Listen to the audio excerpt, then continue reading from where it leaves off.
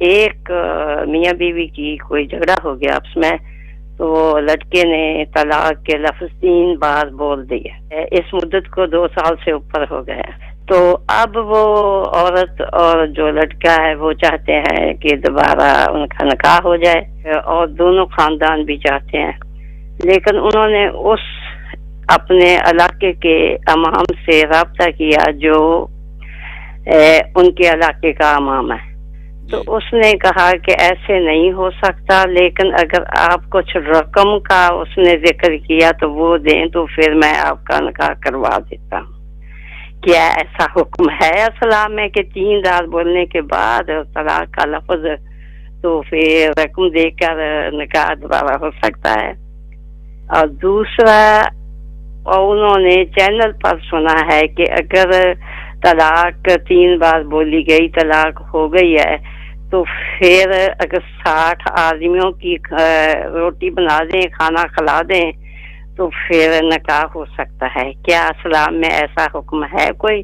اصل حکم یہ ہے کہ جس بندے نے 3 بار بیوی کو طلاق دے دی، اگر واقعی اس نے طلاق دے دی 3 بار، اگرچہ ایک مجلس میں دی تھی، ایک گیدرنگ میں دی تھی، سٹنگ میں، یا اس نے ڈفرنٹ مجالس میں دی تھی، 3 طلاقیں ہو گئی۔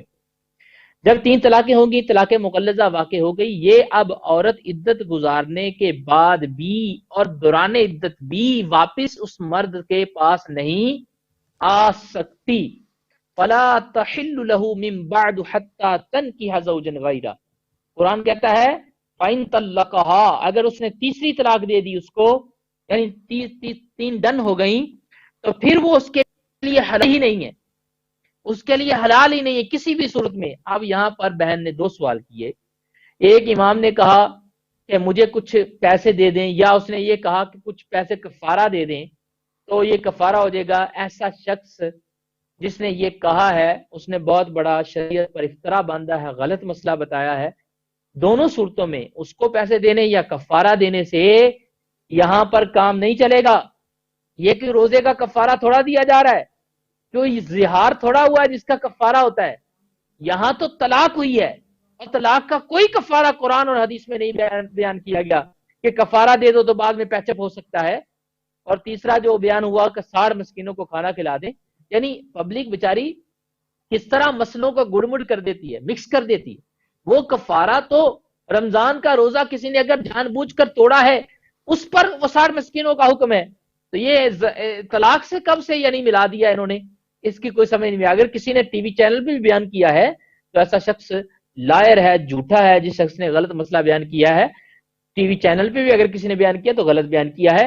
3 طلاقوں کے بعد واپسی کا کوئی رشتہ نہیں ہے۔ فلا تحل له، اس کے بعد وہ عورت اس کے لیے حلال ہو ہی نہیں سکتی۔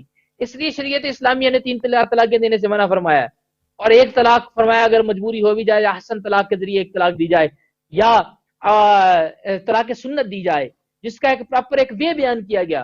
3 طلاق مغلظہ طلاق بدعت ہے، اس کو دینے سے منع کیا، لیکن دی گئی تو ہو جائے گی، اس کے بعد وہ اس مرد کے لیے حلال نہیں ہو سکتی۔